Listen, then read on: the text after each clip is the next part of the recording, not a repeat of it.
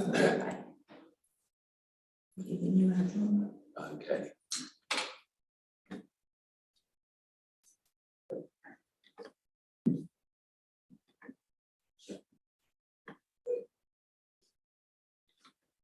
They had a call out next morning after the tour.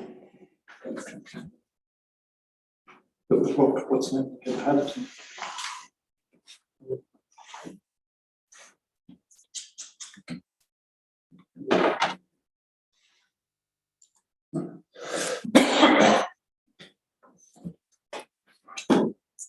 So, yeah. Okay, so Eddie, and I invite you to open the meeting. Manawa mai a te putanga o Matariki. Manawa mai a te araki o te rangi. Manawa mai a te mātai o te tauhau Māori a Tiheiwa Māori ora. A tēnā tātou i te whānau, i roto i nā auatanga o te wā, he wā o te Matariki me te tauhau Māori o nā reira manaakitanga ki a tātou katoa me tō whānau hoki. Mino i tātou. E hono re he kororia ki te atua, e maungarongo ki te mata o te whenua, whakaro pai ki nā tangata katoa. Hanga te atua he nā kauhau ki roto ki tēnā o mātou. Nā ki tia tō tātou kingi atu hei tia. Pōtatau te whero te tuawhitu me te kaui araki. Arohaina nā tuakana me nā teina. Whakatongi ato wairua tapu. Hei oka ngā i roto i nā ahuatanga o tēnei rangi. Ake tonu. Amene. Thank you.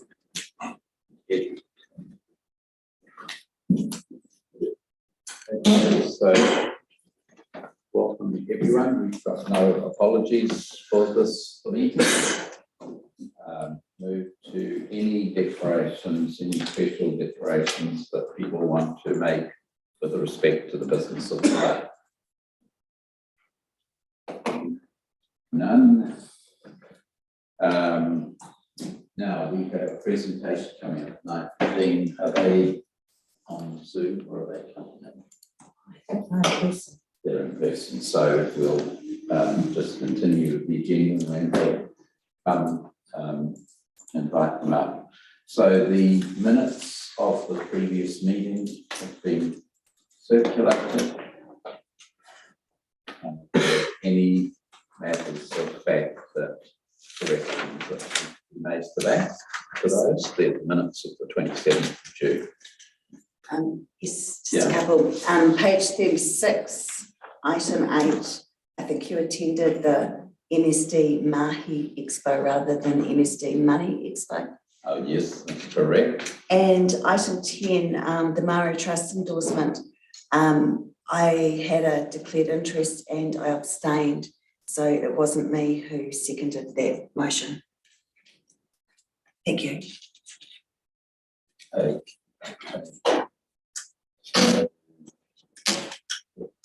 The seconding of the motion was endorse the appointment of the Rewharewha Mayor, so on. So Jeanette saying she didn't second that. I abstained from that because I had a declared interest. Okay.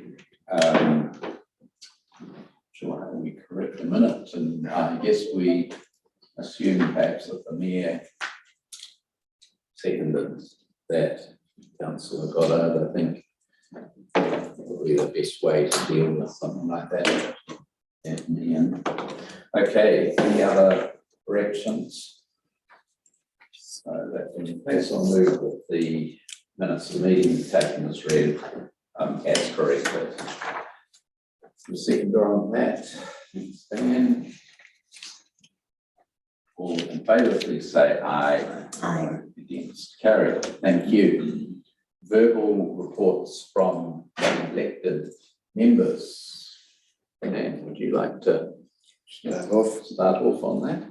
Yeah, I've been a bit crook the last month, but I was able to get to watch a meeting we had at Legendary Te Kuiti the other week.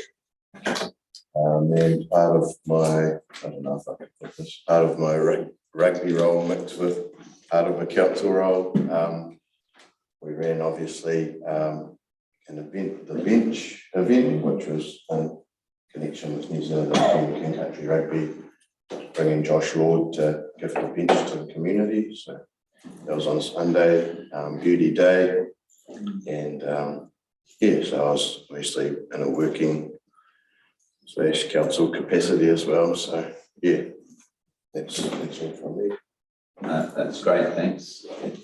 The only pure council one was the Waitama Caves Museum Discovery Centre that I attended to a meeting, but been very active with my other community roles with Maru and Wessex Trust. Right, thank you. Eddie? Thank you for the tip, Janine.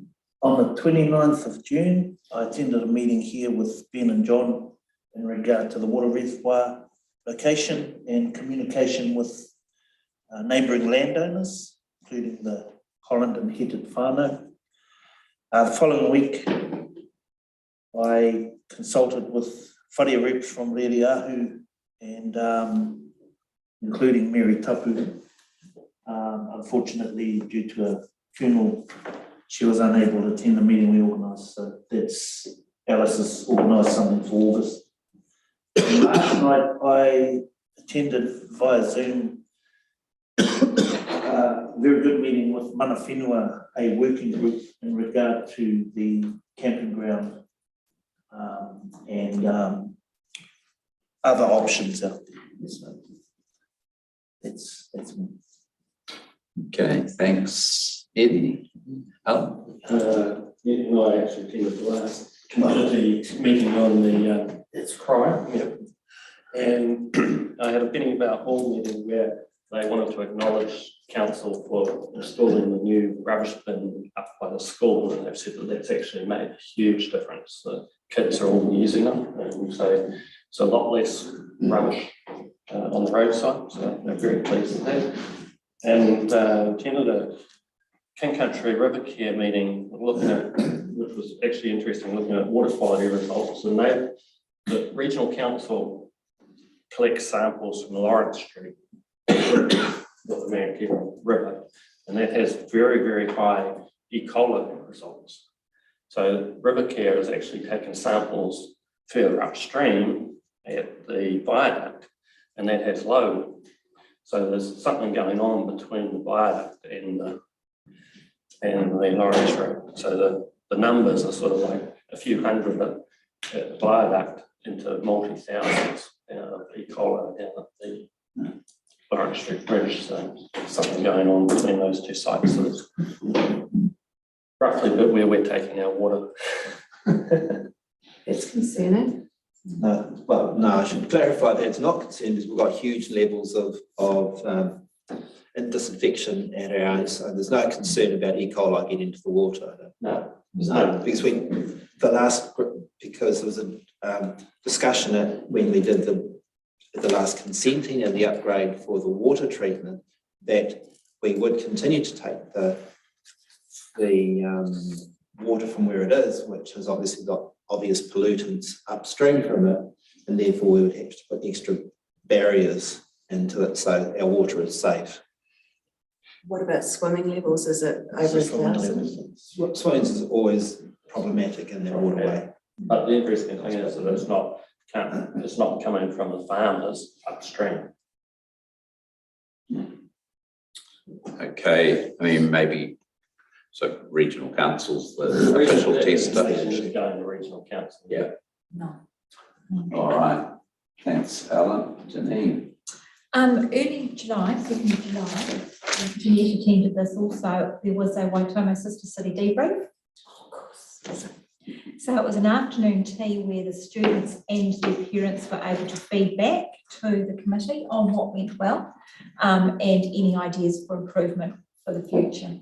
And that was held reasonably promptly after the outbound exchange. So that was fresh in their minds so that we could capture that for future planning. So that was very well attended. That was actually fabulous. It was very constructive. 4th of July, we had a Legends Gallery meeting, so we're very excited about the planning of the installation of the pillars.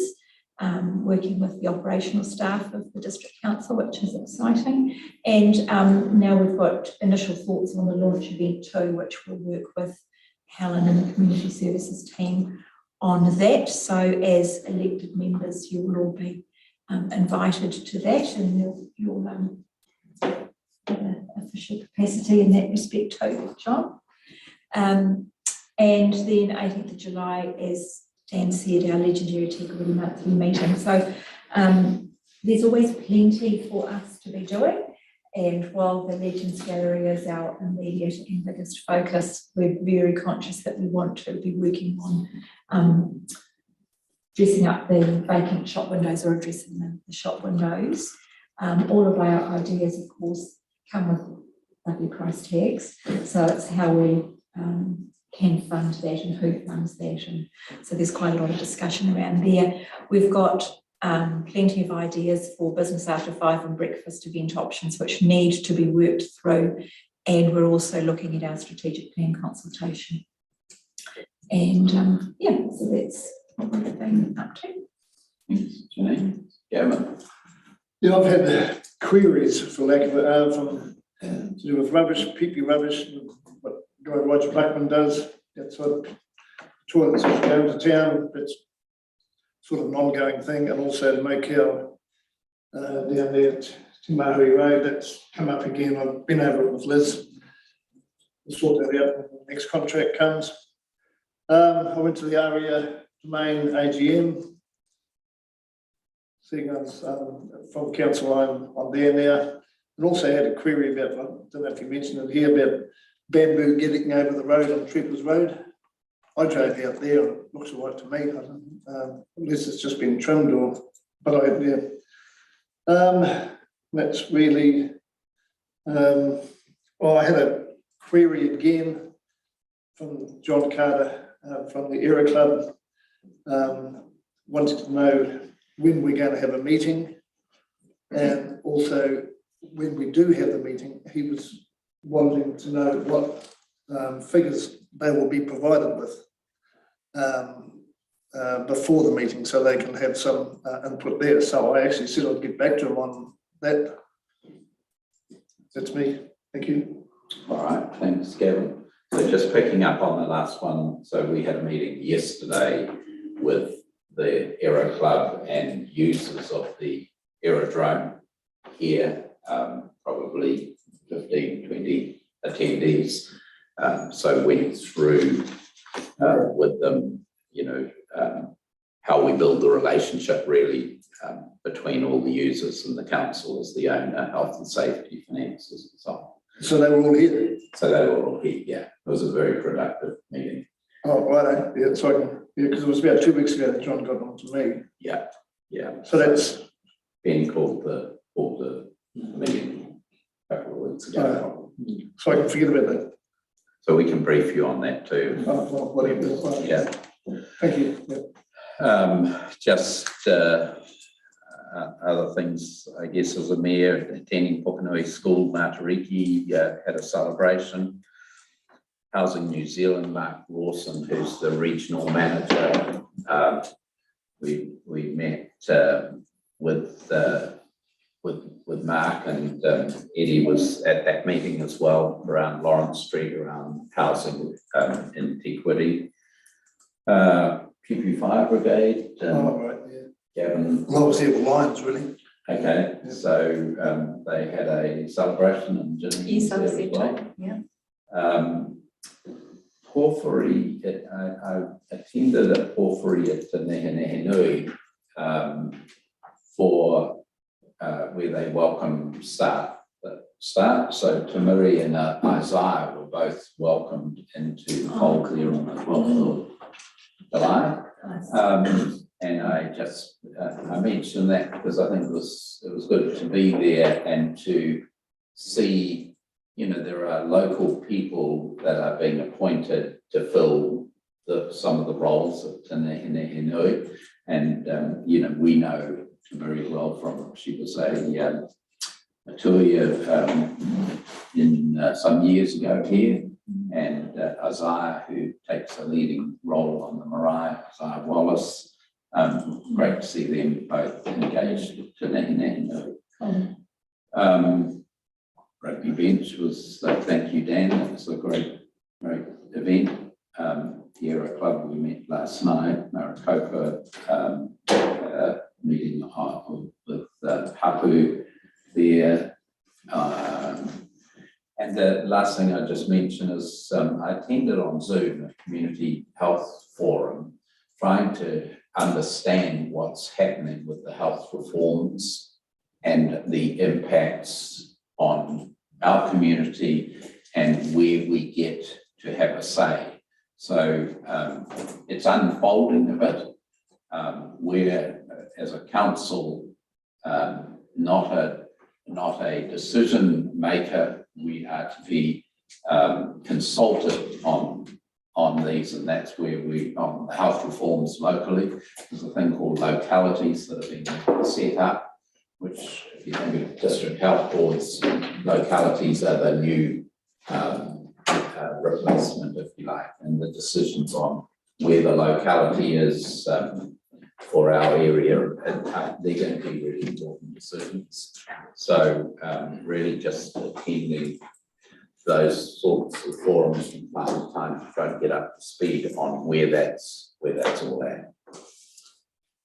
Okay, so that's all I have to say. Thank you for all the contributions. So let's move that the verbal reports from elected members be received. Janine, all in favour, please say aye. Against, carried. I see that Nicola's arrived, so this is a presentation under the deputation provisions from tourism. So welcome, Nicola. Thank you. Well, nice to see you all. So we're in a council meeting that is live streamed. Okay. And we have received your report. Thank you. And very full of data and commentary. So thank you for that. So, you know, the stories text just highlight anything you wish. You have a presentation. I have a little presentation You that's have a coming presentation. through. So maybe that's the way to work through this. So we're just getting it up on the screen. It looks like the one. Great. Okay, so over to you. Oh, tēnā koutou, tēnā koutou, tēnā koutou katoa. Lovely to be with you here again. It's a beautiful journey down from Kirikiri Road down to Waitomo this morning. It's traffic flowing nicely and it's beautiful out there. We might get some rain though. So this report that you've got in your report pack is for the full financial year to the 30th of June 2023. So, you know, some challenges through there as we went. It is a fairly full report, Mayor John, so maybe at some point through, Helen, if you've got any feedback on not needing it to be so full, happy to hear that feedback as well, if that saves some of your reading. If you like the detail, I'm happy to provide it. On the screen here, I'm not going to go through the report, but I have pulled out some highlights and a little bit of extra special work that we have been doing for Waitomo District as well. So on the screen here, we've got just a highlight of some of the data that's available, mostly to May, because the June figures are not out yet. So on the bottom of each of those little colour blocks, you'll see where that data is up to and relevant to. It is still 12 months worth though, so where it's to May, it is 12 months of May. So these are our regional, for the Mighty Waikato in total figures, so 750 million domestic spend and 104 international spend. Again, reminding you that that is electronic card transactions, not online purchases or cash at point of sale. So with the domestic in particular, that's 18% more than last year and 17% up on 2019. So really good growth. For use 19 is a bit of a before COVID benchmark. 6.4% market share and maintains that fourth position that we've always been really proud of. International, 104 million. This one gets a little bit trickier to compare apples with apples because it's a 227% increase on last year. So of course the borders were closed up until about September, weren't they? And then 12% up on 2019 figures. So we are seeing growth, remembering this is the Waikato region in total. Well, we'll talk about Waitomo next. That's a 3.2% market share. That's just dropped to 6. Usually we sit around 5th, 6th. And that's probably with internationals returning and hitting those hot spots first before they start dispersing more into the regions. Commercial guest nights, so again, commercial is the key word there, for 12 months up to May. That's 1.3 million commercial guest nights. So that's sitting fairly normal, occupancy rate of 57%, while New Zealand's occupancy rate was 53%. So punching a little bit above the New Zealand national average.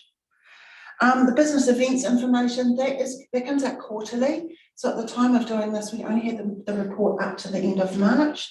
The quarter end in June will be out soon. But the region hosted 822 events, which is 112,000 delegates, resulting in 169 delegate days.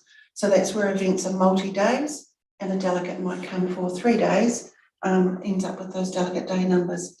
Still maintaining that 10 and 11% mark on those two areas of events and delegate days. We know that coming forward, we are going to start to have that probably challenged and a little bit more challenging to achieve with Te Pai and Christchurch and Takina and Wellington coming online. There's some fairly serious competitive marketing budgets at those two venues. We keep fighting the good fight. And then in the black box on the side there is the international visitors back into the country. So I've introduced this box for you so that you can see the numbers returning. At 2 million visitors coming back. That's as of April, so this data seems to be quite delayed. That's a really good strong growth. We can see there that's an 839% increase on last year. And we haven't worked it out actually on 2019 figures, but showing really good return. You can see there 3.8 million was what we were having up until that same time period in 2019. Showing really good return, we're really happy with that. And of course, FIFA, the hype that's around that at the moment, which we can talk about later on, is going to be showing some really good international visitors. We can see it on the TV, can't we, when we look at the crowds in the stadium. Can we share? This screen is Waitomo. Again, some of these figures are only to May, which is unfortunate, but you know, we can see through the June figures when they're updated through to Helen if you'd like. Commercial accommodation, 50% occupancy, 123,000 guest nights. I think the last time I came and reported to you for the December figures, it was 39% occupancy. So we can see that there's been a really good increase there from 39 up to December, up to that 50% now. 91,000 bed nights. So starting to see that improve again now. The electronic card transactions on the right, the purple, is again just electronic cards, not cash, not online. And so that's got your domestic spend at 34 million, an increase of 29%, and international visitors 7.5, which is an increase of some phenomenal 1,233%. But also, it's, you know, we're not showing back to pre-COVID levels there, but we can see that there's really good growth coming through already. It's got a wee video here. It's only 45 seconds, so hopefully it's downloaded all okay. We weren't quite sure, but if it doesn't, I can send it through to Helen. It looks like we're good. Thanks, Michelle.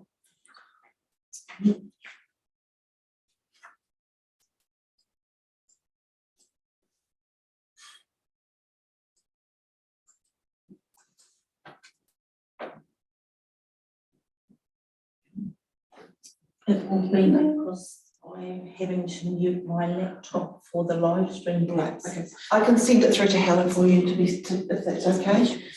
This is a project that we've undertaken in Waitomo as a pilot.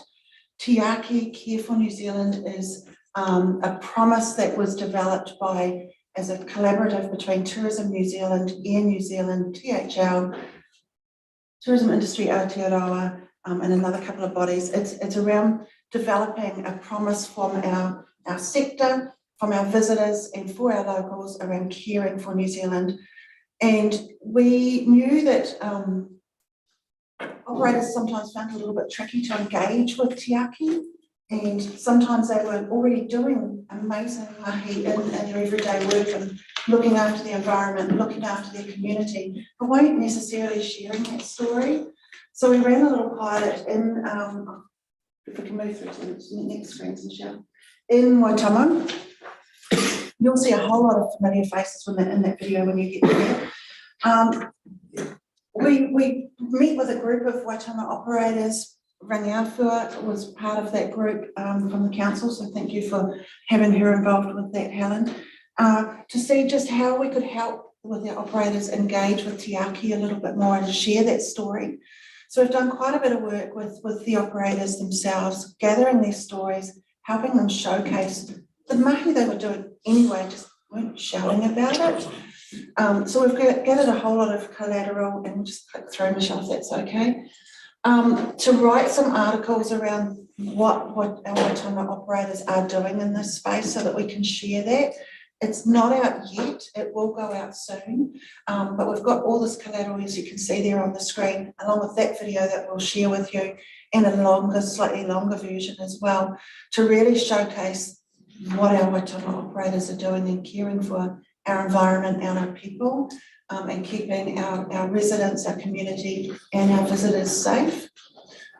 So we've got some signage that's gone out in the village. You can see there the blue rubbish bin beside Rangiawhua on the left there is actually signage on the rubbish bins in the Waitomo village. So we're really quite proud of that work that we've done with that group. So much so that we are looking to see how we can roll this out among other parts of our region. We did this work with the help of the central government funding that we've been utilising up to now. So we are now going to be seeking some funding to roll this out into other parts of our communities,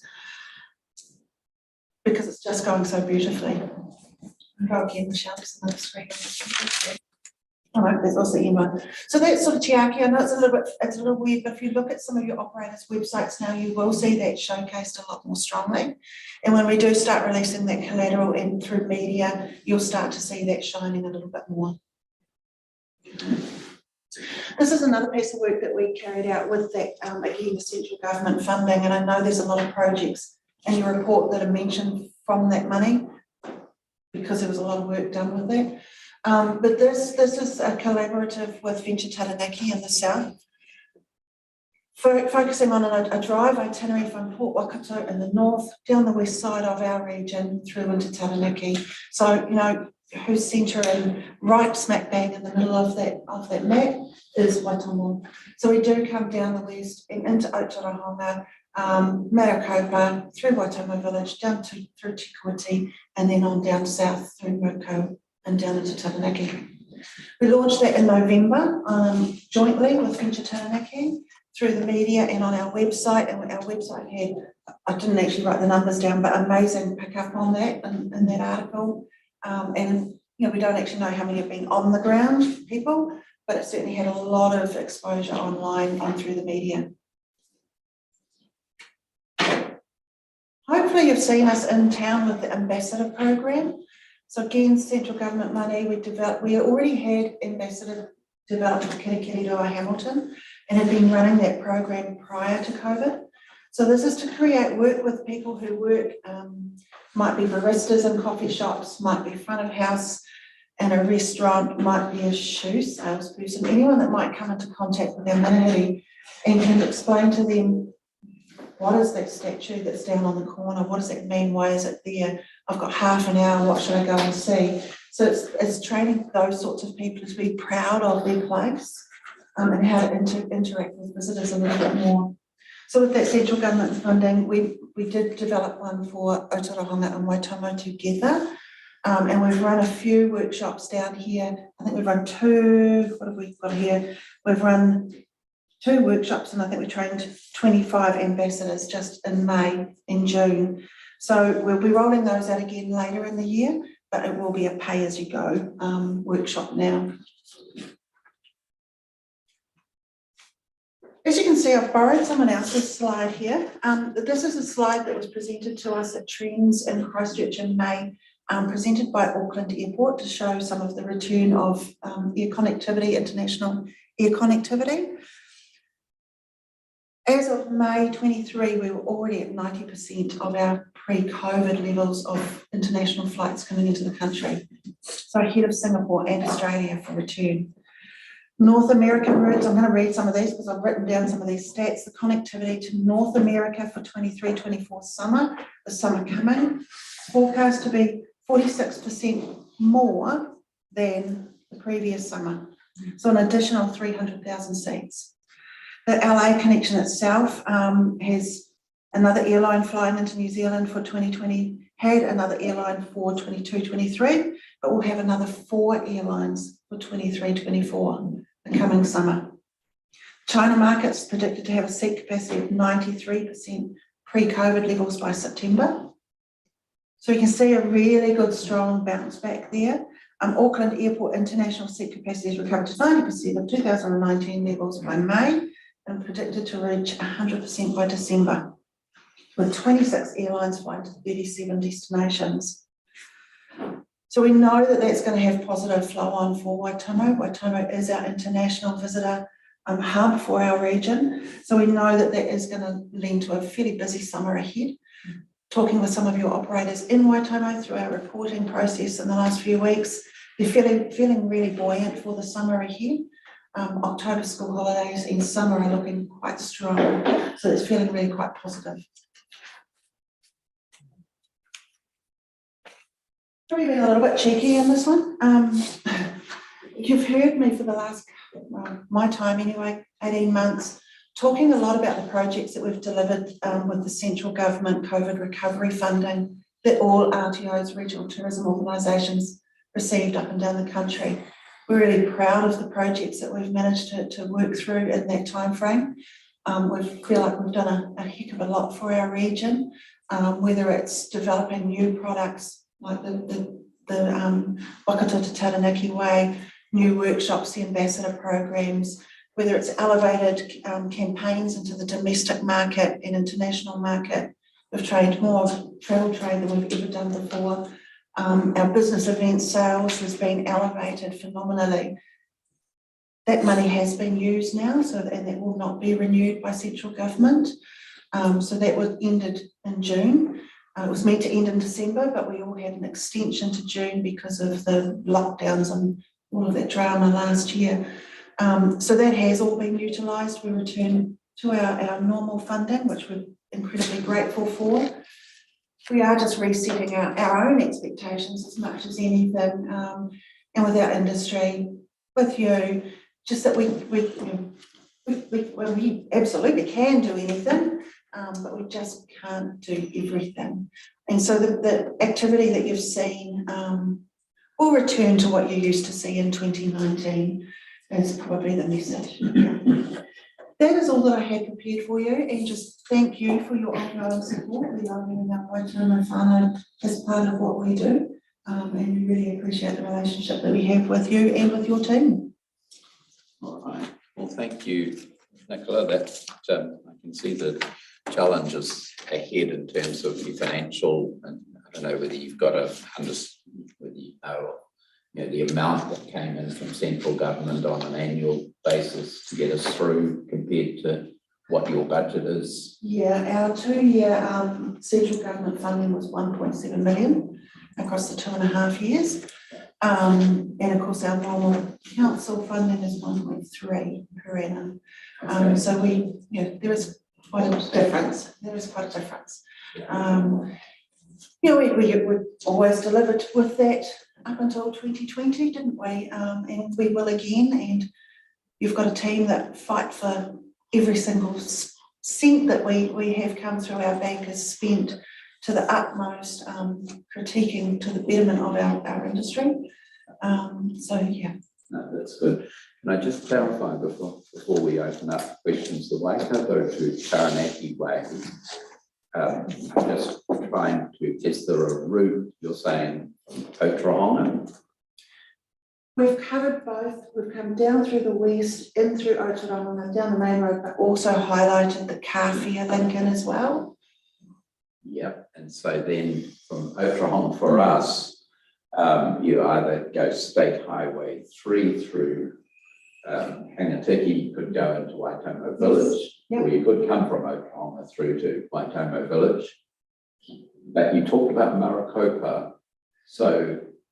So we yeah, do show that road as well. You can see quite a right a through, weave of roads that we show on that Okay. journey. okay, But it is more the western side of our region. We haven't showcased Matamala and Warrensall, you know, that side, yeah, or even all right. Hamilton. yeah, it's just that there's sort of several Yes, routes. there The- are. The real west coast, which Yes, you there go are. through Maricopa down Awakino, or Yeah. there's the State Highway Yeah. 3. And we have shown the real west coast, but showing that the gravel roads and they're, you know, they're not necessarily great for everybody. Yeah, So they are all shown there. Okay. But more so the points of interest are probably more the main okay, route. all right. Questions, comments?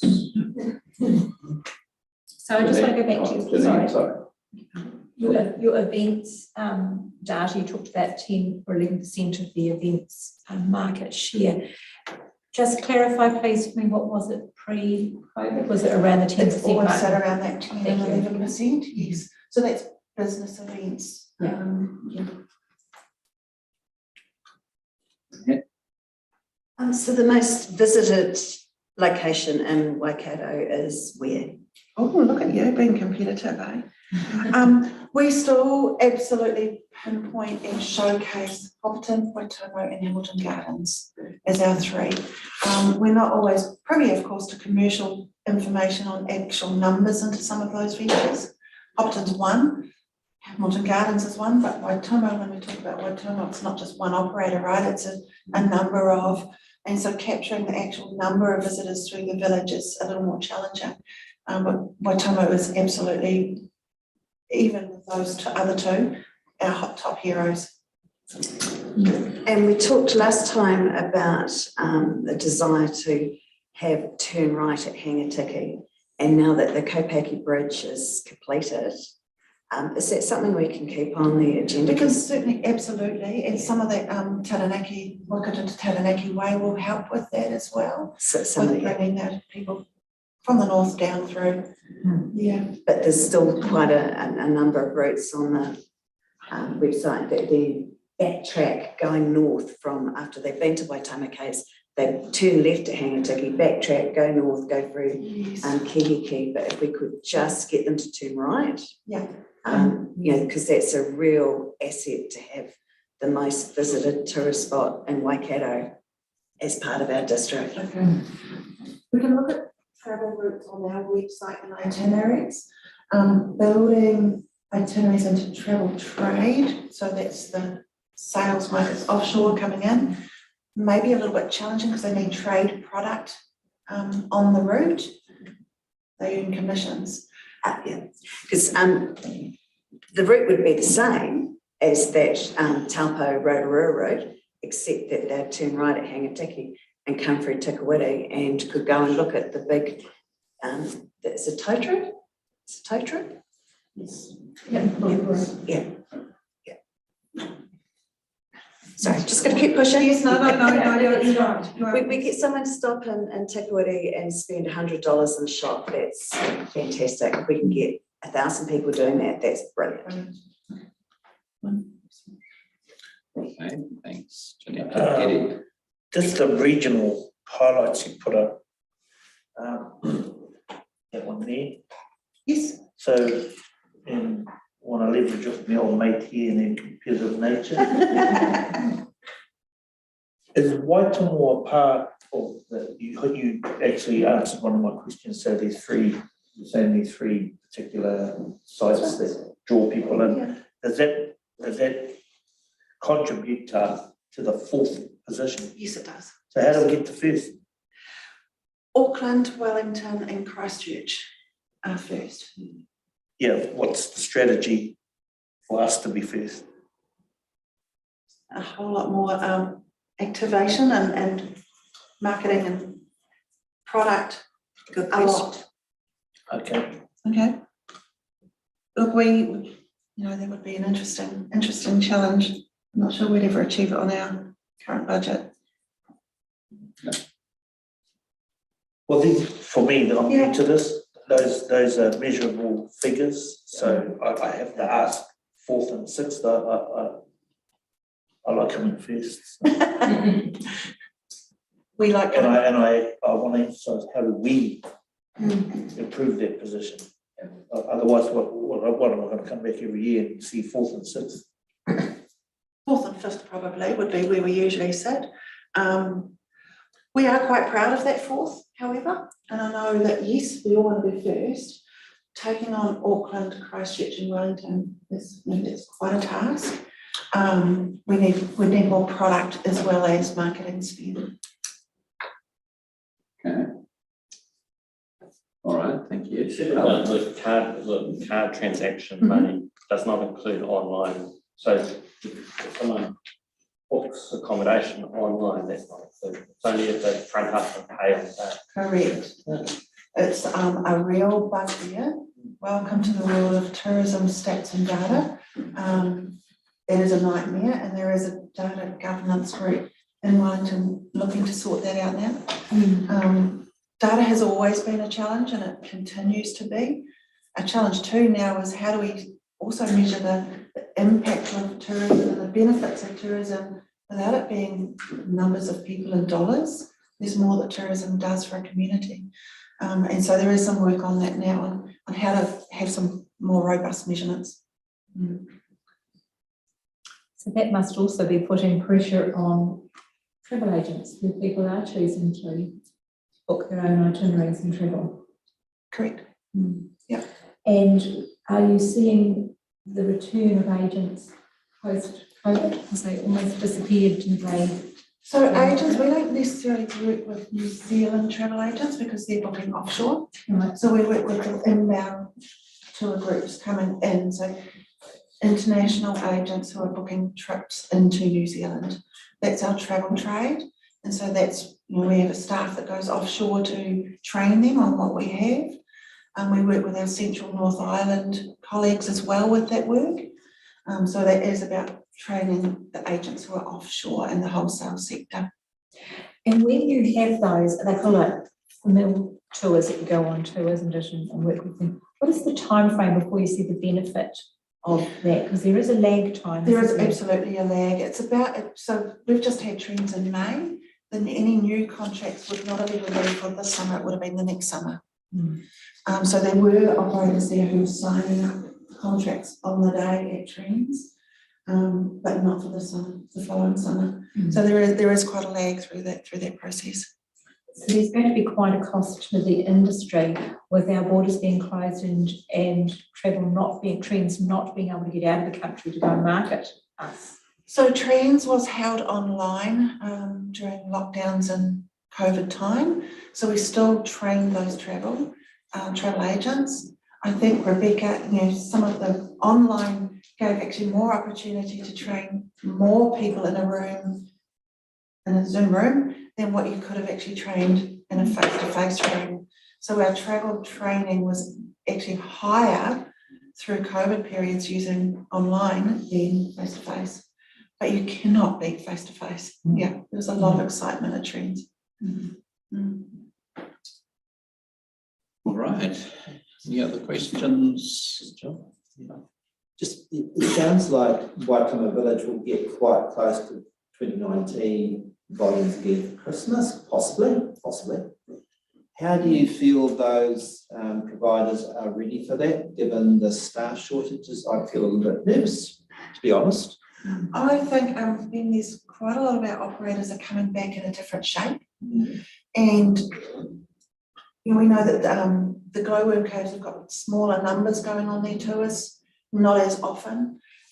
We know that Hobbiton are doing the same, not as often. And that's happening up and down the country. So we're all coming back in a mode of, up until 2019, tourism had, there was a lot of people here, and it was not always pleasant in some of our hotspots, and not only up and down the country, but in our own region. And there is a real conscious effort of coming back in a different way and looking after our people in our environment. And that's with people who are taking smaller groups. Again, with Rebecca, with her travel trade conversations, we are talking, we want a night. We don't just want those big buses coming and going. To have a real positive impact on our communities, we need our visitors to stay a night and spend some money, right? And engage with our community. That's what's going to actually benefit our communities, not the whistle-stop tours. So we're all trying to achieve that, and I think that we're getting some groundswell. I think the visitors that will come will want to delve deeper and experience more. So it is going to be interesting, and even Nick, he's not staffed back up, but what he is doing is he's really busy with the tours that he is doing. I just wonder if they handle the volume, and put it shortly. I think I've done further out into the regions more.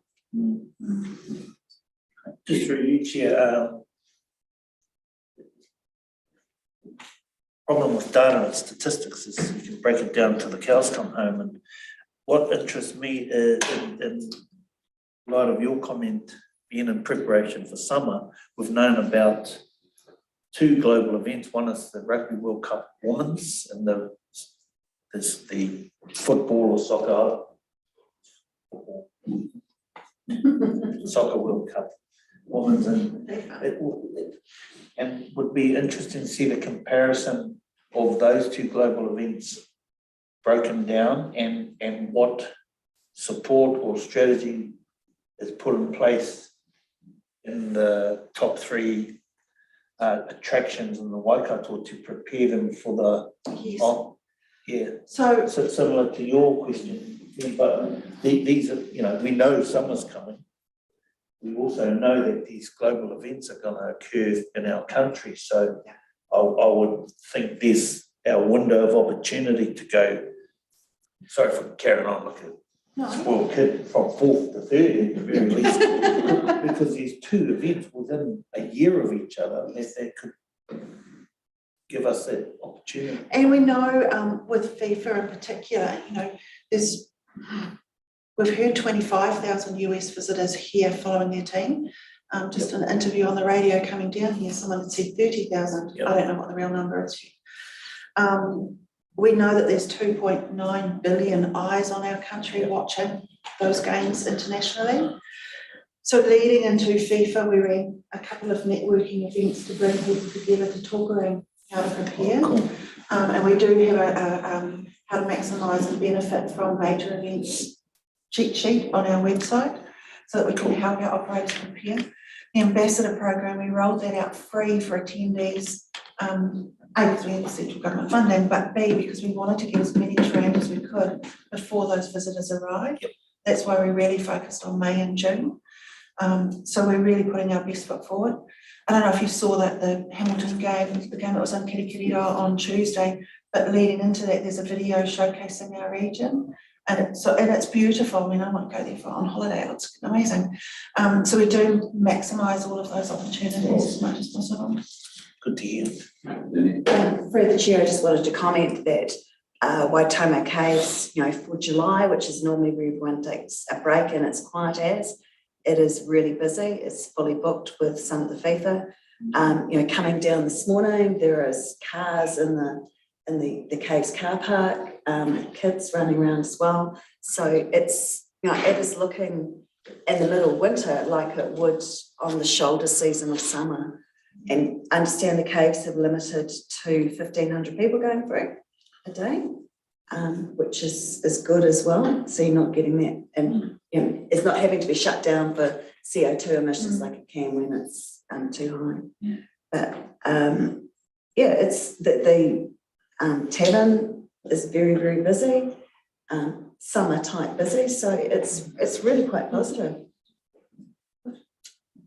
Example of one, mum and dad flew back into the country last week and got talking to some people at the airport, Americans here with their 2 granddaughters, here for 3 weeks following FIFA. Sample of one, but And sample one, I mean, Blackwater rafting, which is usually, has only a skeleton staff this time of year, has got lots of lovely Americans coming through, providing lots of lovely tips.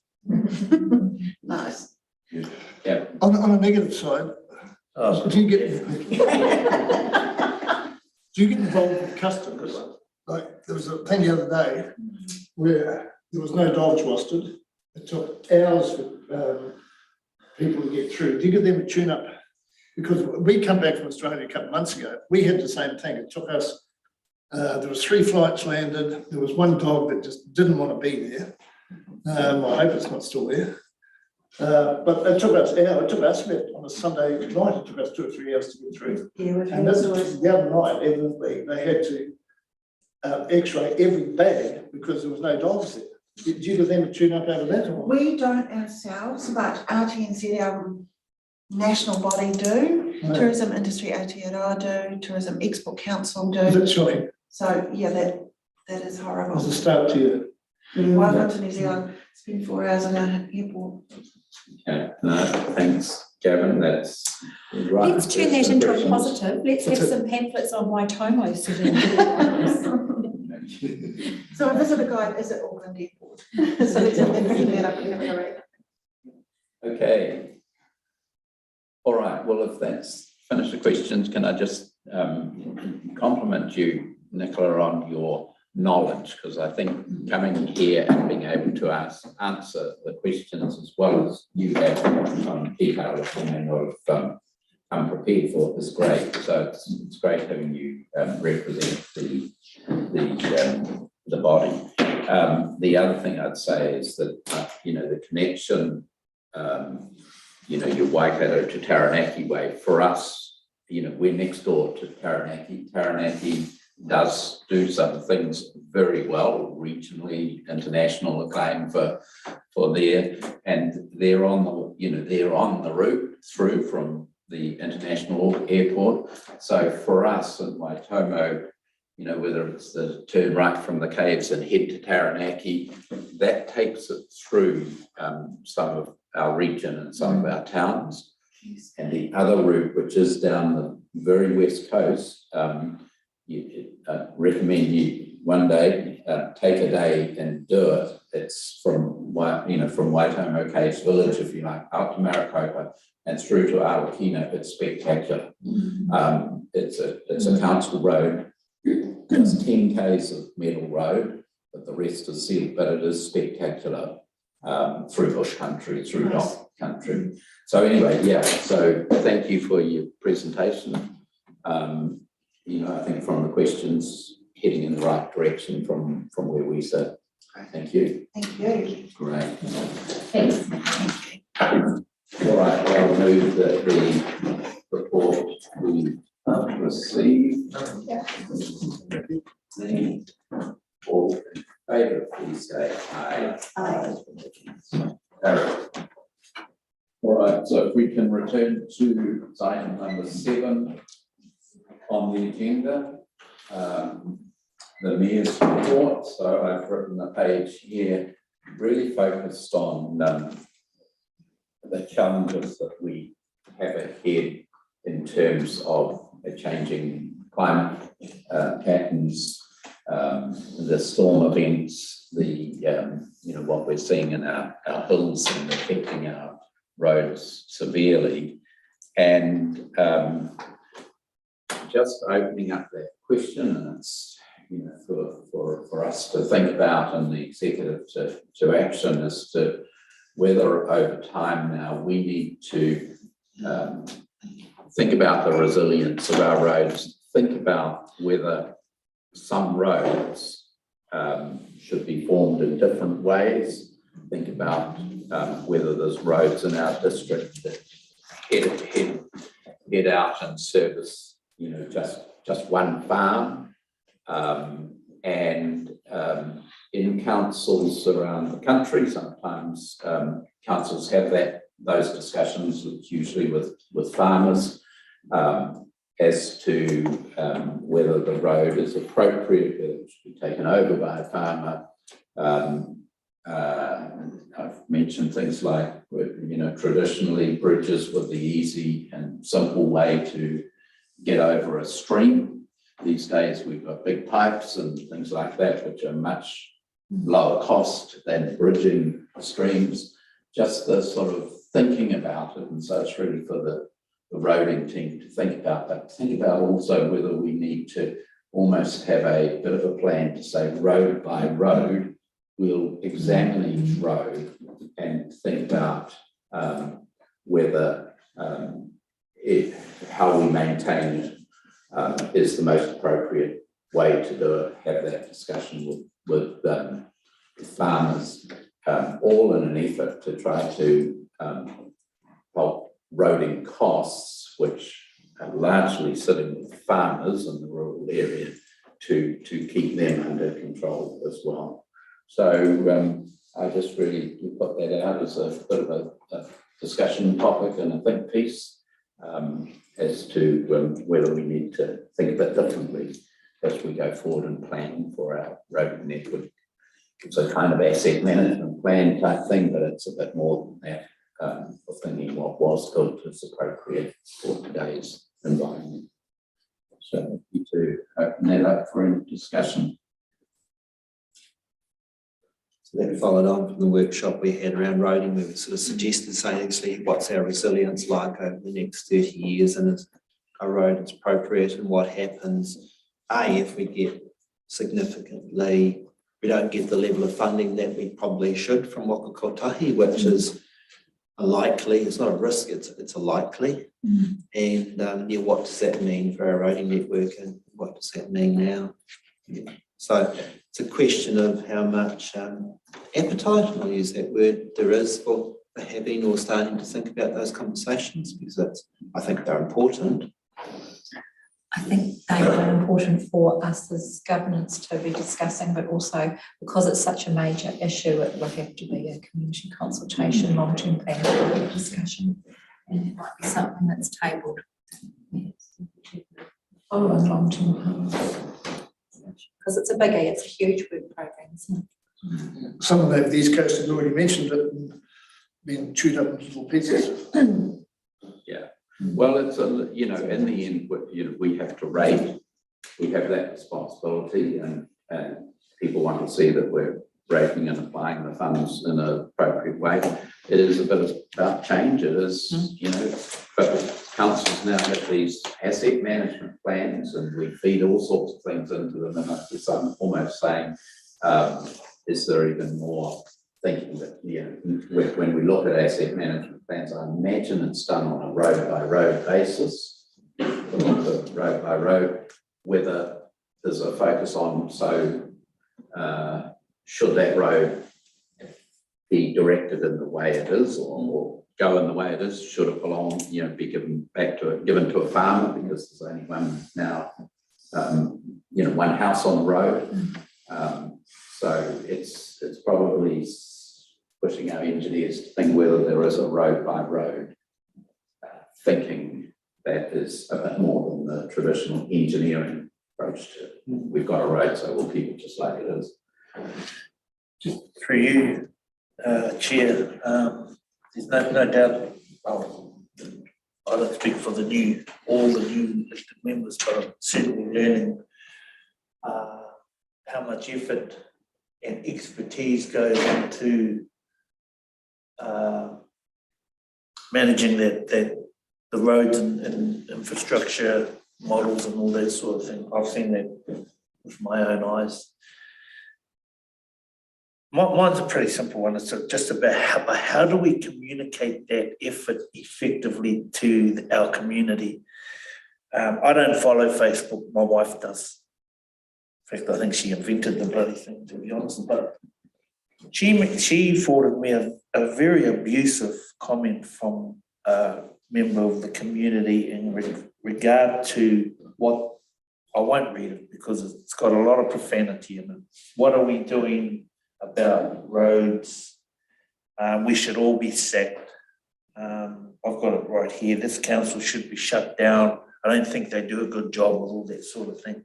I'm not saying we should justify or validate, but part of our role is to listen to our constituents and the people out there. And I just wonder how many more people just simply don't know the effort that goes into allocating funds, for example, because we're hamstrung by this and we don't know if that will come. I mean, we can communicate that as effectively as we can as elected members, and I'm sure, Ellen and Janine, that's not your first rodeo, but gosh, we shouldn't be seeing that type of abuse in 2023 when we have ways and expertise and people that can communicate the efforts and the expertise that goes into managing the roads and infrastructure within our district. Shouldn't be having people online. I think we need to be careful of the squeaky wheel and the types of ways the public choose to communicate with us too. That comes down to a whole different strategy that isn't part of what we're talking about today. But yeah, I'm quite happy to have a conversation with you about it. But what's wrong with being open and transparent about our efforts? So I think we're increasingly, councils generally, and the legislation certainly pushing us to be transparency is a key plank that we should adopt. And as you say, some of these things, I mean, the roading one is complex. The people, I guess, part of the reason for the news report like this, and sometimes that is Facebook post, is to try to explain, in this case, you know, that there's local roads, there's state roads, there's funding that comes from Rocket Kentucky, there's storm damage and road resilience that we need to be mindful of today, and be mindful of the costs. So I think the more we can do, the more transparency, the better. We'll always get some that complain about something. That's fine. We can answer that. But yeah, I think we have a comms strategy. We also have, you know, later in the meeting, we'll be looking at that report on how we're performing against KPI type stuff. So you'll see from that there's commentary back what we can take account of too. I mean, I'm not reacting to the comment. Yeah. I mean, life's hard. Life's unfair for many people. I'm simply saying I've witnessed and experienced the workshops and the effort and expertise that goes into that. Mm. How do we share that with a community openly and transparent? Because It's a good question. On that particular issue, however, there is also national media covering all the weather events. So I feel that as a ratepayer, we should be aware, because of the national news, of the challenges our district must be experiencing also. We declared a state of emergency at the end of January, beginning of February. That must mean that there is a flow-on effect. So we could put all the Facebook posts up there about all the work that goes behind it, but somebody actually has to want to read it and understand the bigger picture too. So there's a balance between how much communication you give and how much people are prepared to accept that communication. Do you know it's got a name, this complaint? oh yeah, Oh, you know who it is? oh everyone would, because it's on our Facebook, it's on our council page. Oh. So there's always commentary. And I get that, like, gosh, 50, as old mate says, 50% will love you and 50% will hate you. I understand it, but it's simply not true. And we should have a right to communicate what and be transparent about what we're actually doing. As John said, we've got the thing coming up. Okay. So just on that, with getting more communication resource, we don't have enough to do the positive stuff. So that's certainly part that we actually do much more of the positive thing. I tend to agree. There's always the hardy annuals who will, the more you communicate, the more abuse you'll get back. There's a correlation between those. So And that's hard on our staff. Oh, yeah, it's horrible. No one should have to put up with that as part of their job. You know, that's just, That's part of the thing you accept. And I think there's elected members, there's a role, if you like, here too. I always think, but if you know, if you see something like that, knock on the door, go back and say, hang on now. This isn't quite right. So I think the staff, running a comms and a Facebook is really difficult, because what do they do about criticism from the public who we represent? Let's, if we've got, a neighbour or someone that's unhappy, front up as an elected member and explain as much as you can too. All right. Just on the first topic, is there a will for us? Because it's not what John has described as not an insignificant amount of work. If there is a heart for that, happy to start that work, but if... I think it would be good to have a sort of conversation and a discussion, because, there might be some other alternatives as well. I live 5.5 km up a gravel road that's a through road. But we've always maintained, the potholes have always been maintained privately, because otherwise we just couldn't use the road. So maybe there is some opportunity to a private public we're happy to do that. Lots of people are happy to do that if we're allowed to do that, or you could dump a load of gravel on the side of the road to make it easier. Something along those lines, because, for rural, it is our second highest rate. It's on our bills, it's, thousands and thousands we pay for the roads each year.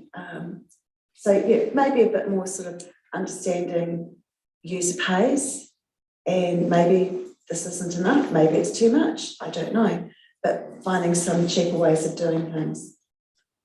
Or more cooperative ways of doing things. So that's one angle, and Ruapehu Council 10, 15 years ago did engage with farmers on some things, and say, if you've got a digger at the end of 10 k's of metal road and can help, maybe you get the job to do it, or to take the corner, or a difficult one, I know, for councils, because we get into to all the regulatory things, safety. So there's that angle. The angle I'm probably saying is even more than that. Let's think about road by road. It's partly what Jeanette's saying, but it's partly also questioning whether that road should still be a council road, whether a bridge should be replaced with a culvert, whether there's lower cost ways of doing things. So it's not a conversation we need to get into quickly, but as we do asset management plans, which are roads, road by road, maybe a bit of thinking about. So John, just following on from that, when you're talking about, say, maybe a road that only goes to one farm, then presumably that farmer would have a corresponding drop in rates, in district road rate. I think this is probably going into detail that we haven't got the data to work with, but I think that the issue, just through you, Chair, the issue that you have raised, Betty, is about communication and appreciating the work that goes on behind here that the public actually don't see, and how do we tell our story. So that's probably another whole conversation. Again, not necessarily about road. Such a bloody good listener, Johnny. Kelly, I need some Kelly. Yeah. Benny's question. I think we will have to look at this in more detail, because the rates are going up and up and up. The costs of road are going up and up and up. Yeah. So we won't have a choice. We have to look at levels of service.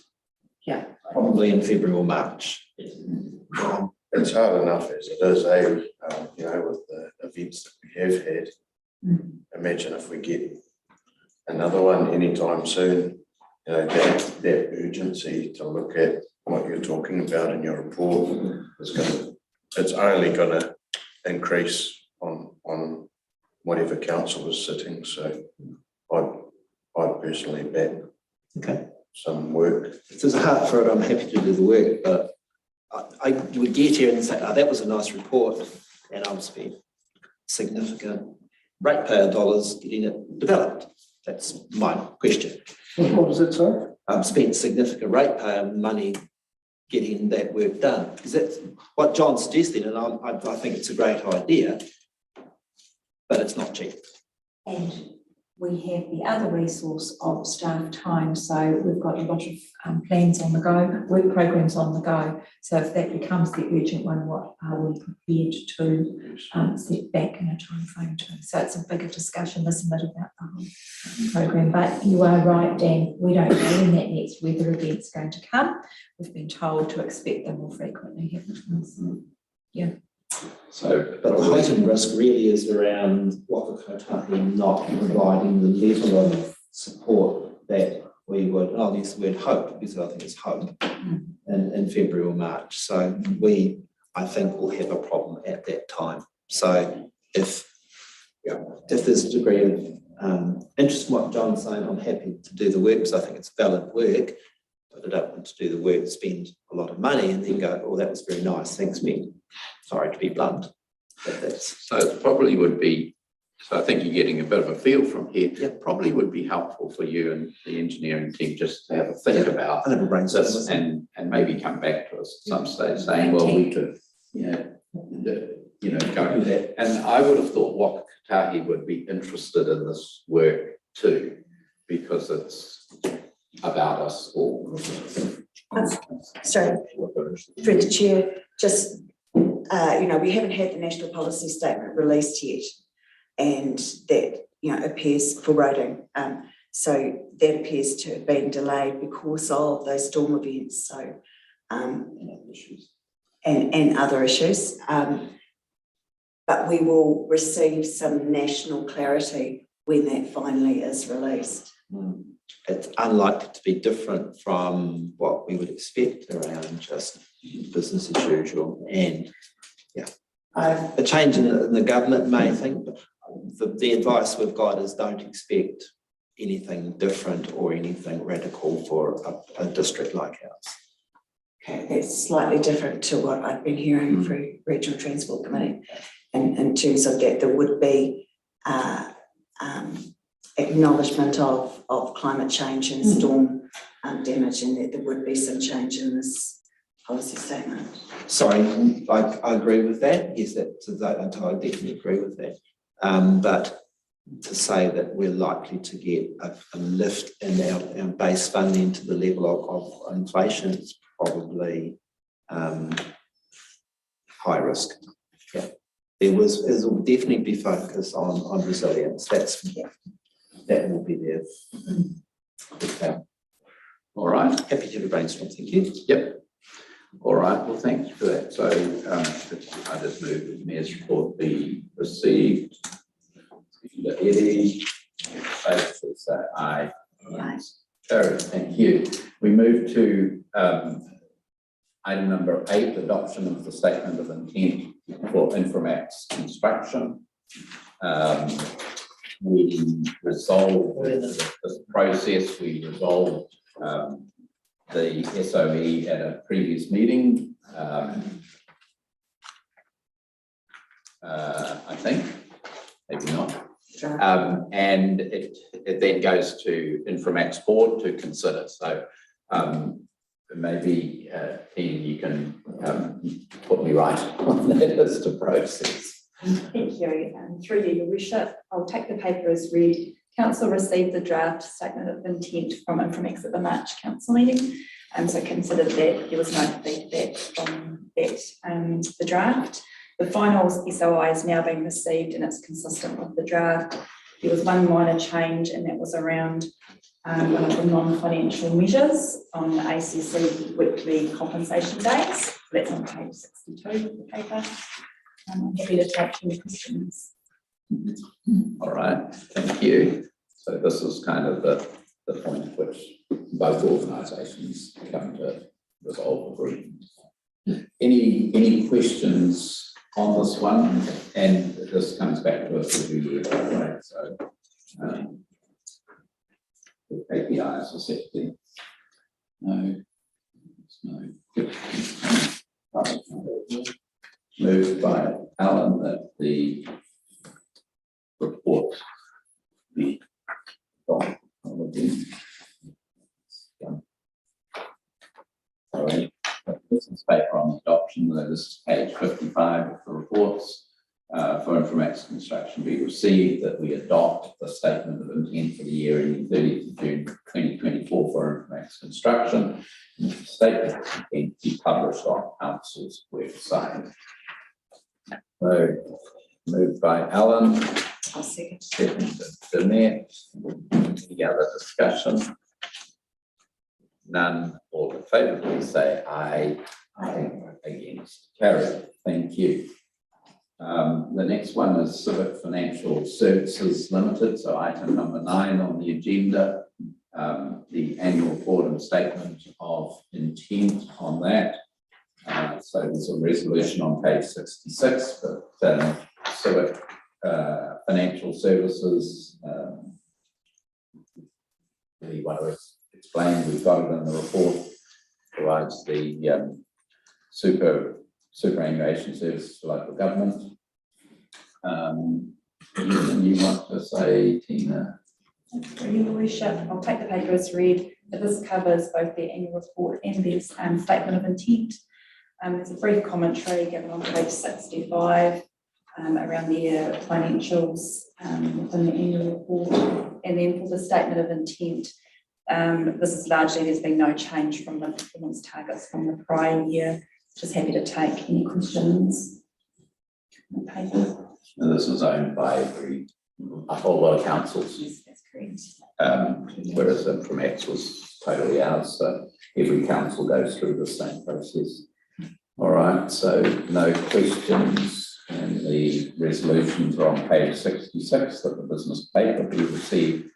And secondly, Civic Financial Services Limited Annual Report 2022 and the statement of intent for Civic Financial Services for the year ending 31st of December 2023 be received. Alan, second. Any other discussion? Second. I'll move, yeah. Sorry. Moved, and then Alan seconded. Any other discussion? None. All favour, please say aye. Aye. Aye. Carried. The next one, item number 10, statement of intent for the Local Government Funding Agency Limited. So getting reports there, Tina, anything you, so this is, we're members or we're part of this with most other councils now in New Zealand. So they are a funding agency for, and so our debt, for instance, is largely with this body. They arrange our supplier. Anything, Tina, more? Through your Worship, I'll take the paper as read. The final statement of intent was received from the LGFA. Just to note that there's some uncertainty for the LGFA on the financial forecast. This is reliant on the level of debt and the timing of borrowings from the different councils, and also about their ability to deliver on their CapEx programs. A bit of uncertainty here for the LGFA, and also noting there's some uncertainty in the role that the LGFA will play within the lending to the new water services entity. The statement of intent performance targets are largely the same as the previous year, and these are summarised on page 110 in the table. If you want to ask some questions. Okay, so no questions. Moved. We've got resolutions on page 110. Moved. Dan. Seconded, Eddie. Thank you for the great summary. The business paper and the statement of intent to be received, and the council note statement of intent for the Local Government Funding Agency. Been moved and seconded. Any other questions? None, all in favour, please say aye. Carried. Thank you. So now we go to CoLab, which is item number 11 on the agenda, page 123. Paper is there. CoLab. No, Chief Executive is a board member of CoLab, our Chief Executive. Tina. Through your worship, I'll take the paper as read. The draft statement of intent was presented to council at the March council meeting. This is the final statement of intent for the 2024 year.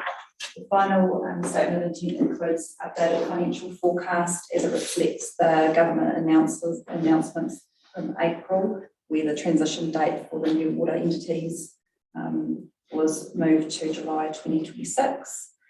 This final statement of intent is consistent with our understanding of the future plans and objectives of CoLab. I'm happy to take any questions on that paper. Okay, so no questions on that. This is a CoLab as a regional CCO for Waikato region. Also has one other member, has two members actually, Rotorua and Western Bays are also members of CoLab as well.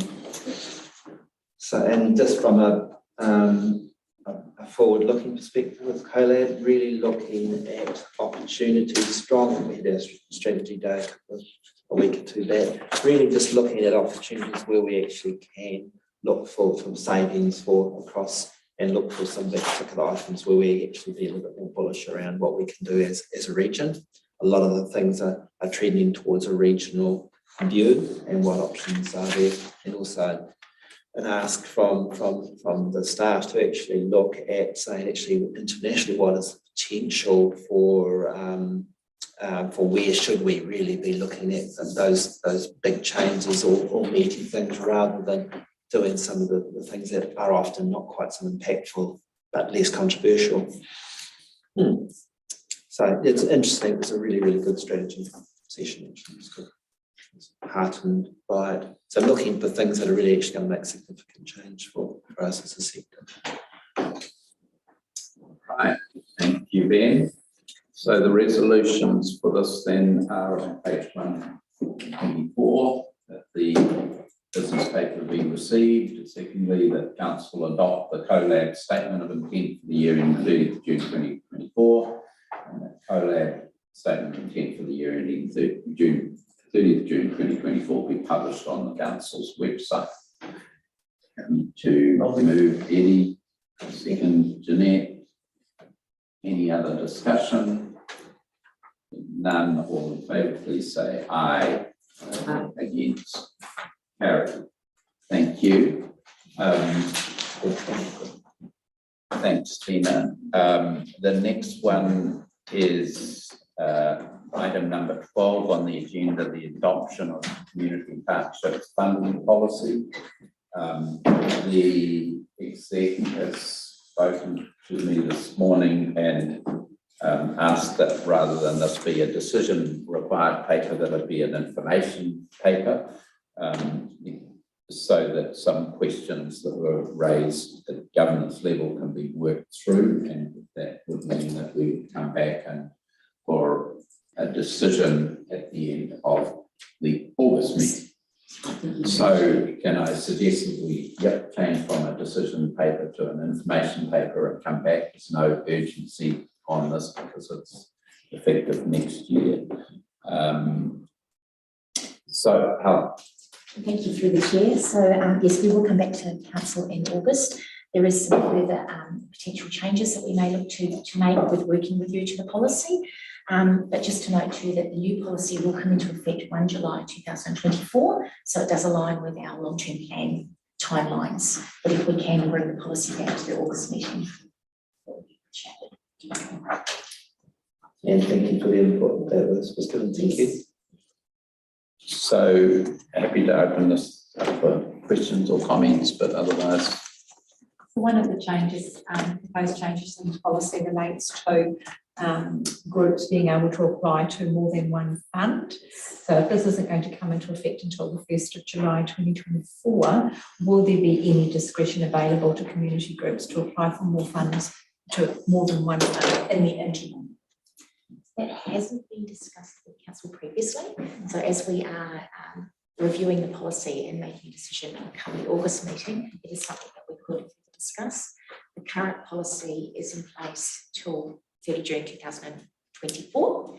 And with that policy statement, if you are a recipient of the multi-year community partnership fund, then you are not eligible for single year grants. As the current policy As the current stands. policy stands, so that would then be a governance decision to apply any discretion if required. Yes. Yeah. Would you like us to come back when we come back with it to say that make that one amendment for this year's policy? Is that still practical? We can do that. I'm just thinking of timelines, Yeah. so current grants close on the 1st of August. That's time, no. So the answer is no. I don't think that's- Yeah. Okay, thank you. Okay. Any other questions or comments on this paper? Yep, Jeanette, thank you. So we'll come back, the exec will do some work on it and we'll have a bit of a workshop session probably and come back for a decision next month. Resolve to receive the paper. Yeah, so if we can do that, move the paper be received. Jeanette,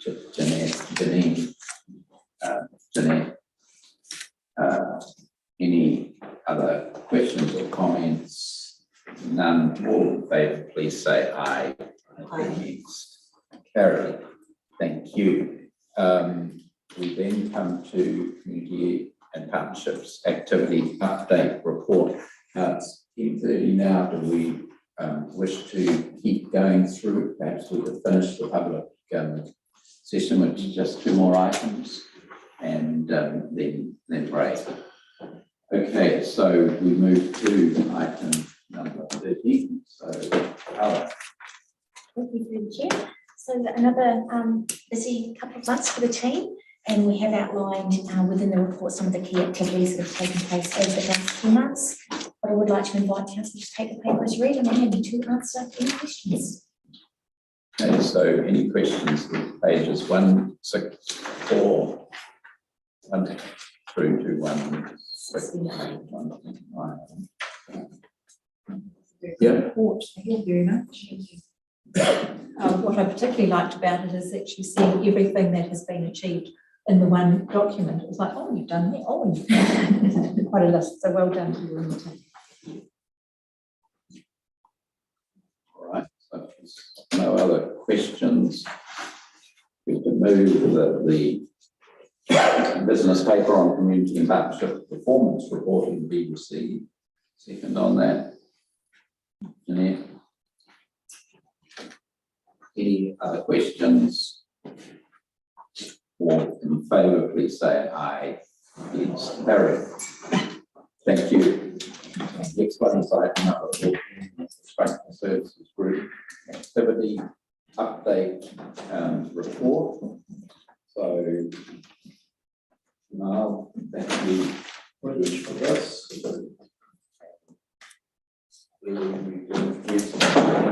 Highlight anything you wish. So I take the paper as read. And there are 3 things that I would like to highlight in the loading section. I had the conversation you guys were having earlier, and this a number of the cost of the storm events that we are having. So it was about $4 million for the July-August storm last year, as we have mentioned there. So that's what we have applied for. That's on top of the about $12 to $15 million storm event we had in the cyclone Dolby one. And we still haven't applied for the January, February storm event for this year. So yeah, availability just FYI, that's the order of works we are looking at on top of the existing stuff. The second item that I wanted to highlight was the Section 17A review. So we have engaged Morrison Law to do that. This is because we are going through a major procurement, which is for the maintenance contract. And as part of that, it's a requirement that we look at the services we all find whether it's value for money and whether we can improve anything. The theme that's coming up is that we are looking at a more collaborative approach in the new maintenance contract. So just heads up that that's the model that we'll be looking at. Carrot and a stick type approach in many models. What do you mean by that? So if to the chair, it could mean things like if you achieve a certain KPI, you might get some extra reseal or rehab or other, if there's a storm event, the simpler remedial works could directly be awarded to the maintenance contractor if it's performing well, rather than just using the penalty approach all the time.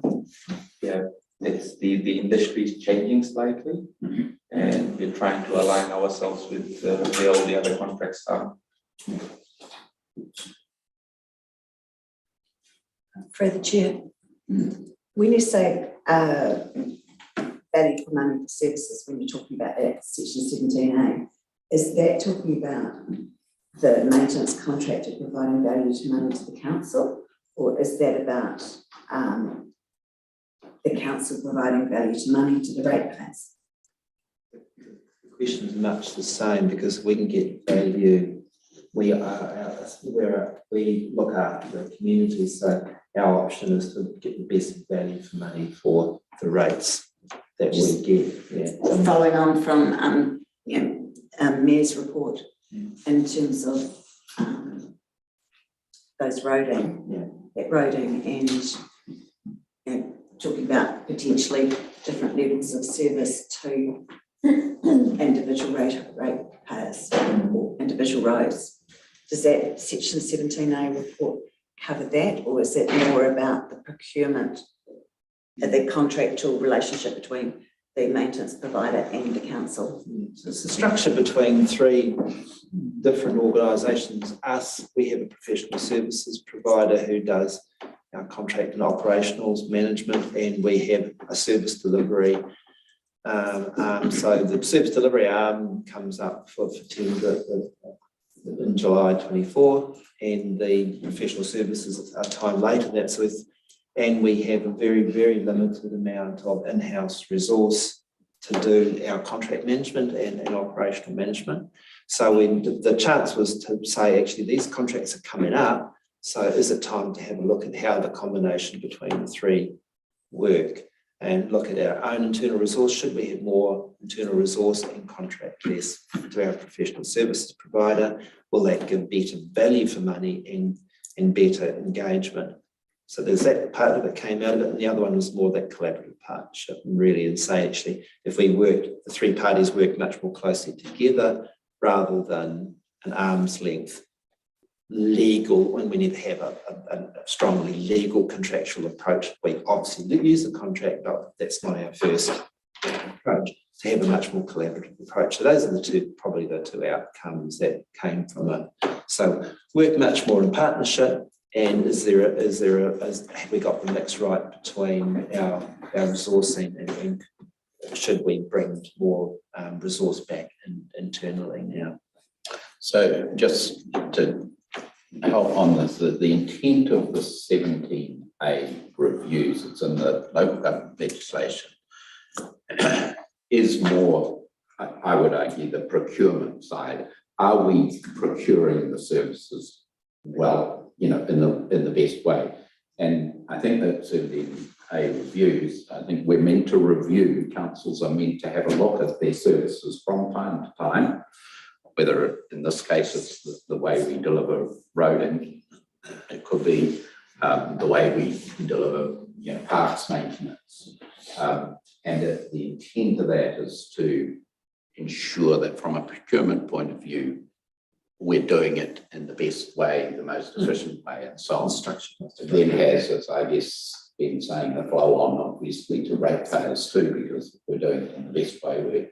We're doing it in the best way for ratepayers as well. But it really is grounded in look at your service provision sometimes, look at your procurement, and just check whether you have a look at the options.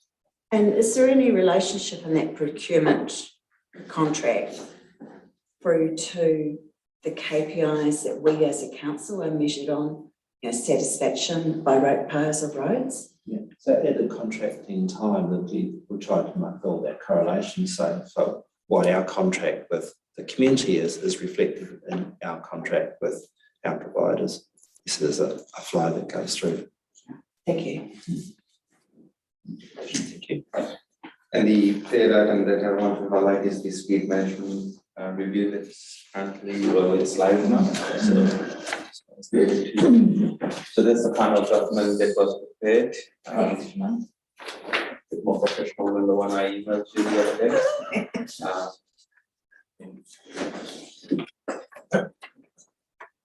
Submission is open. There are two options. One is social pinpoint, which is played around with it. It's very simple to use.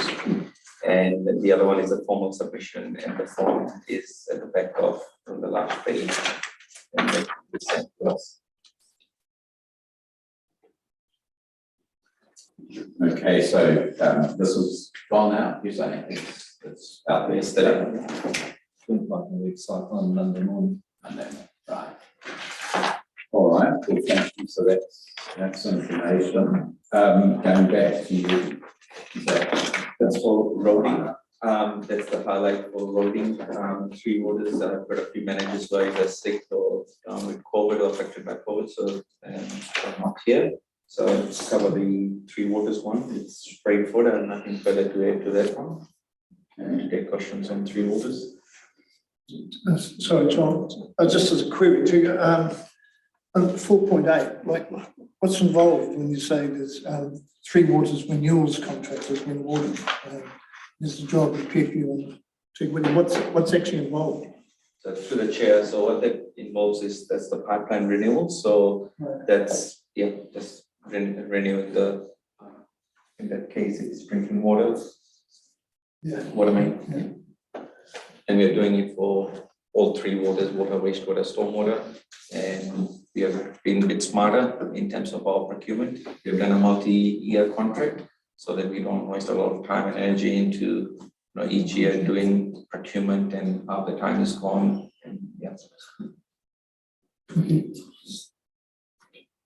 And those contracts come back here, so we see tenders and so on that are being awarded. So and regularly, every so often, council brings back a page of what tenders have been led and the prices. And the other one I want to highlight is the INI, so inflow and infiltration investigation. So we'll be visiting all the properties. So in case general public, they might approach you. What comes out of it is another one that might be brought to your attention. Like if you identify properties where downpipes were directly connected to wastewater systems. So, and that's an illegal connection. They should be connecting downpipes to wastewater system. It should either be connected to a public stormwater RITIC if it's available, and if not, then a soil hole. So yeah, that's one issue that might be identified, and the other one would be low gully traps.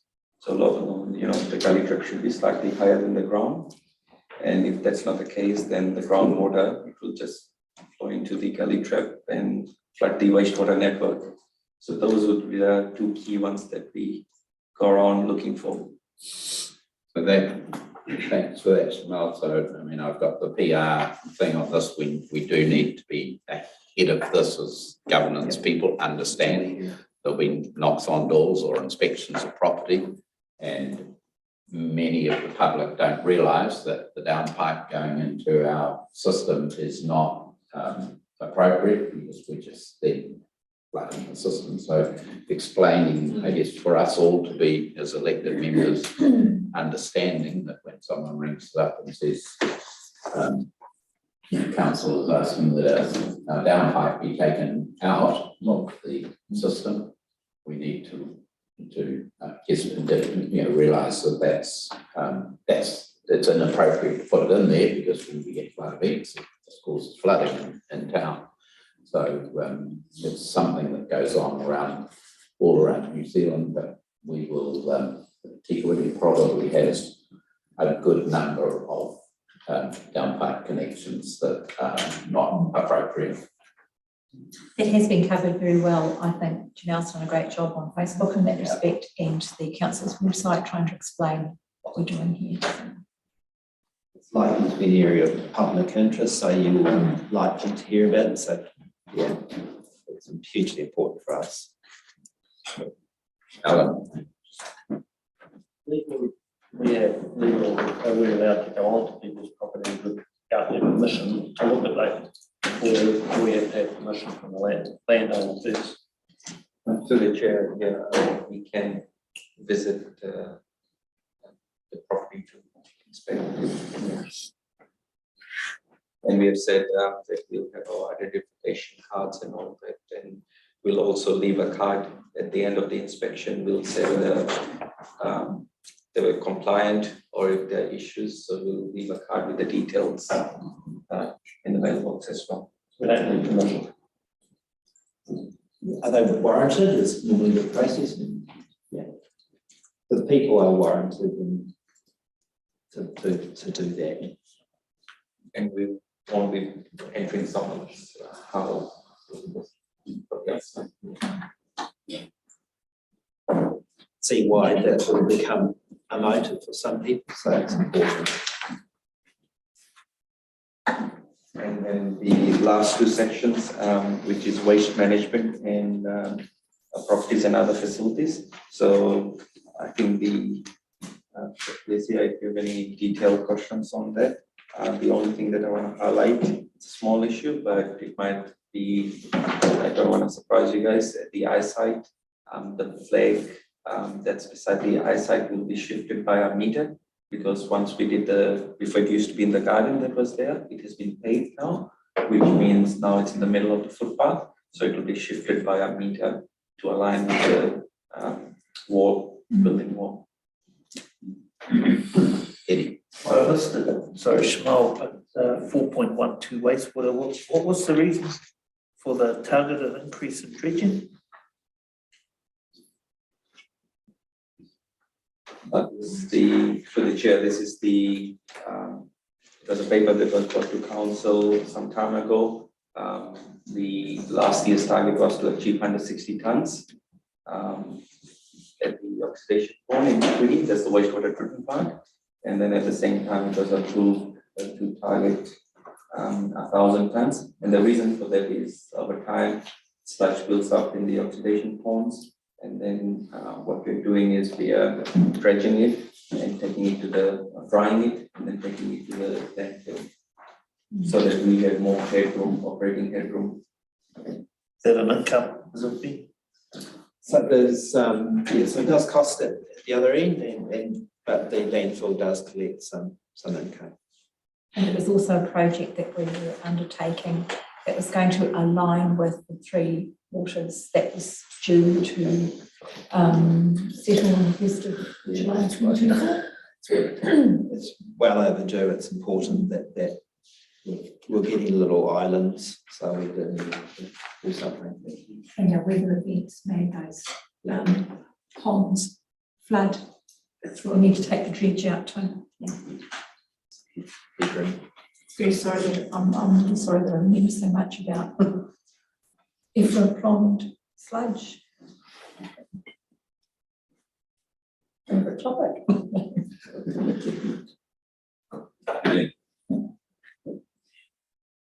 Other questions? I've got a few.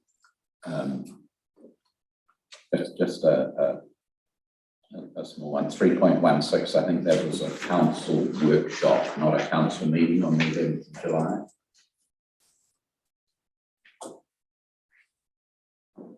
Correct.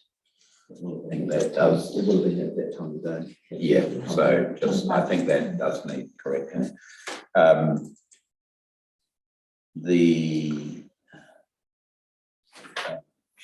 I had a question on the water one on 4.7, drinking water and the Tigwiti Water Resilience Project, as we call it.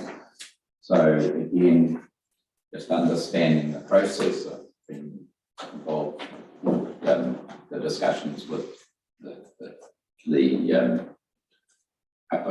around the Hete reservoir.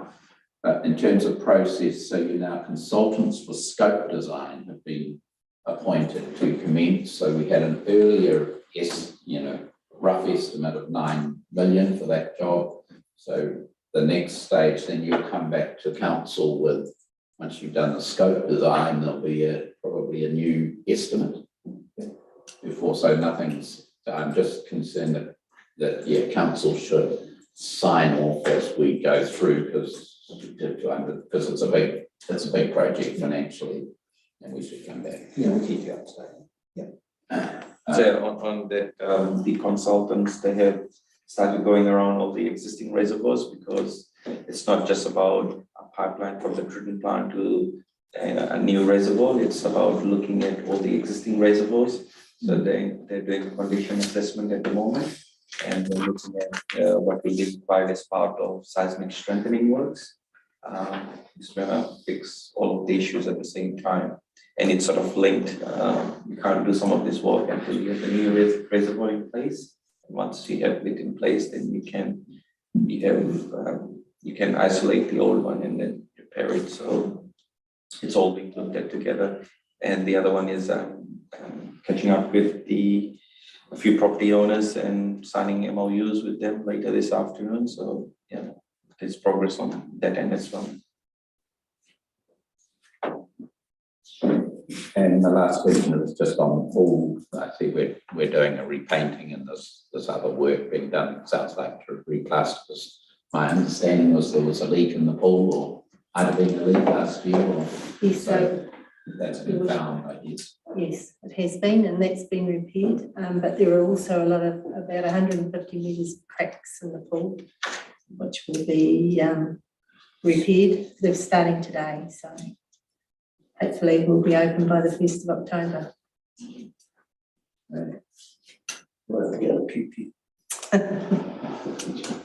All right, any other questions on this report? Thank you, Shamar.